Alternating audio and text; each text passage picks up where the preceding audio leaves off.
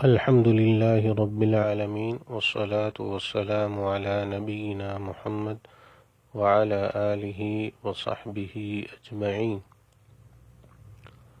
سامعین کرام، روزہ رکھنے اور روزہ چھوڑنے میں چاند کی رؤیت یعنی چاند کا دکھنا ضروری ہوتا ہے۔ فلکی حساب اور کیلنڈر پر اعتماد نہیں کیا جاتا ہے۔ ہلال رمضان کی رؤیت کے لیے ایک معتبر گواہ اور ہلال شوال کے لیے 2 معتبر گواہوں کی گواہی کافی ہوتی ہے۔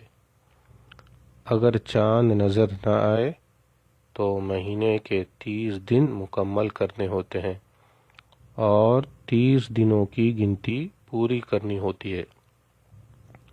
29 شعبان کو رمضان کا چاند نظر نہ آئے تو شعبان کے 30 دن پورے کر کے روزوں کا آغاز کیا جاتا ہے۔ اسی طرح 29 رمضان کو شوال یعنی عید الفطر کا چاند نظر نہ آئے تو 30 روزے پورے کر کے عید الفطر منائی جاتی ہے، یعنی روزہ رکھنے اور روزہ چھوڑنے میں چاند کی رؤیت، چاند کا دکھنا ضروری ہے۔ رسول اللہ صلی اللہ علیہ وسلم ارشاد فرماتے ہیں، صوموا لرؤیتی وافطروا لرؤیتی فإن غم علیکم فأکملوا شعبان 30 یوما۔ رمضان کا چاند دیکھ کر روزہ رکھو اور شوال کا چاند دیکھ کر روزہ رکھنا چھوڑ دو۔ اگر تم پر بادل چھا جائے اور چاند نظر نہ آئے تو شعبان کے 30 دنوں کی گنتی پوری کرو۔ متفق علیہ۔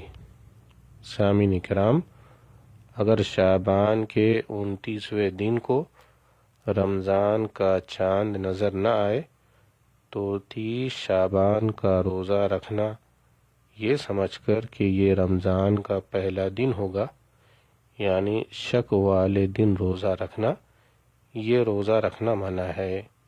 من صام الذی یشک فیہ فقد عصی ابا القاسم۔ جس نے شک والے دن روزہ رکھا اس نے ابو القاسم صلی اللہ علیہ وسلم کی نافرمانی کی۔ رواہ ابو داود۔ والسلام علیکم ورحمۃ اللہ وبرکاتہ۔